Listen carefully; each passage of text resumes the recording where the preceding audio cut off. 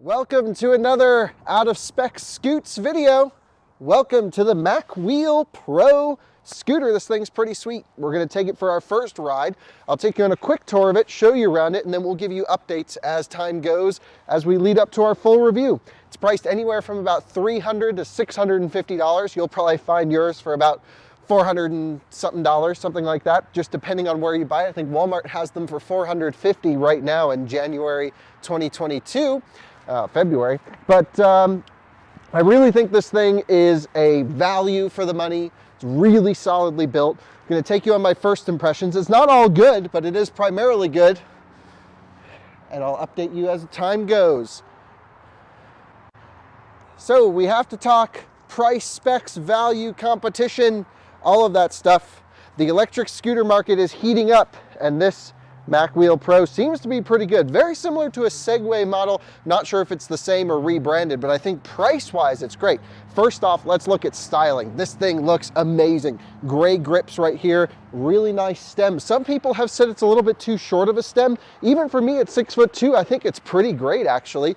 It has airless tires, a front motor up here, so it's front wheel drive, a rear brake, single disc back here, which is nice.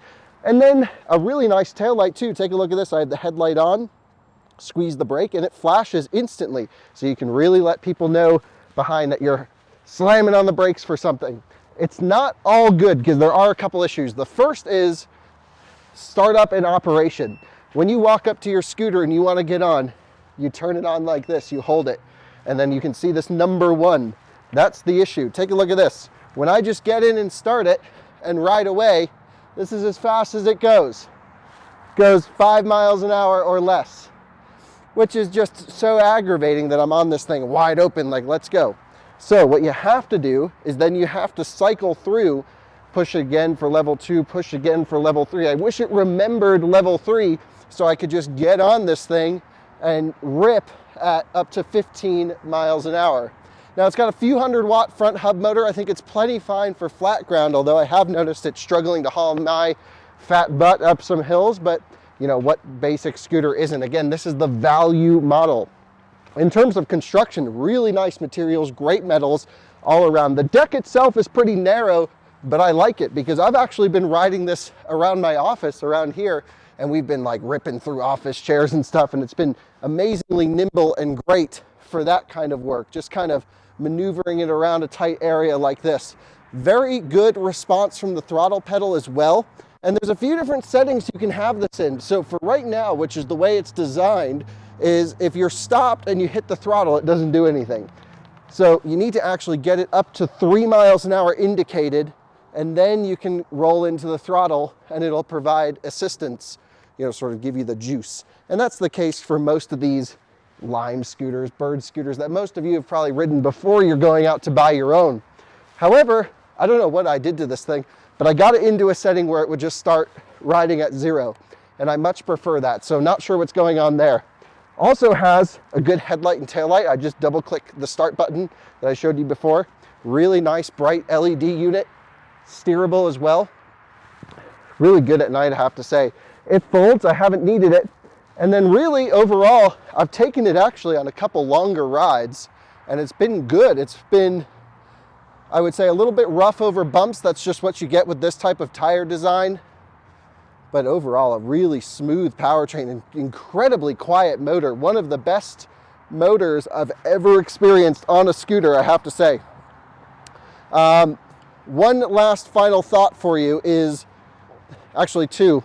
There's cruise control. So if you're riding and you keep it floored for too long, it will actually go into cruise control mode, it beeps, and then you can let off. For new riders that have no idea that that's a thing, it kind of freaks them out sometimes. They're like, whoa, why is this going? All you gotta do is tap the brake or tap the accelerator pedal and it chills out. I wish it had an electric horn, little bell, but I like the ones that go, you know, just sort of an electric horn. And then the last thing, which is really the major issue I've had with this particular one, is the braking system. You can see here it's a disc brake, pretty standard mechanical operation, no hydraulic brake here. However, when I first got this unit, opened it up and unboxed it, I noticed while I was riding, like, it just felt really slow. And then I started smelling brakes, and I was like, why is the brake smoking on this thing? And well, it turns out that when it was shipped from the factory, it came a little bit too tight and it was dragging the rear brake the whole time. So what I did was I just loosened up the assembly a little bit, got it to the point where it was just touching, and now it's much, much better, much smoother braking performance. Interesting, with any sort of rear brake on a scooter, you got to put a lot of pressure on the rear to get good braking, because that's where you need to get your stopping power from. So you lean back to stop quickly. If you lean forwards, lifts up the rear, locks the back, and it can get squirrely on you. That's not unique to the Macwheel MX Pro. It's just a downside of not having a front braking system. The upside of not having a front braking system is you're not going over the handlebars. So that's probably a safer option. Other than that, my first ride of this is extremely, extremely positive. I have to say, the acceleration for the price point, the smoothness of the motor is impressive. It's all really good, and I think the styling is awesome. I actually like the narrow deck here just for kind of zigzagging in and out of things. It feels pretty good. Handlebars are nice and narrow as well. Overall, a great unit, worth the money, I think, on initial impression.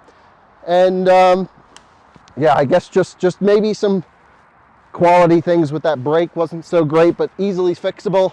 But what we're gonna do is keep riding this, putting as many miles as we can on it, charging it, discharging it, range testing it, doing all the stuff we like to do with scooters and bikes. And then we'll have a full report for you in a couple months from now, something like that. I'm gonna go rip it at full throttle. See ya.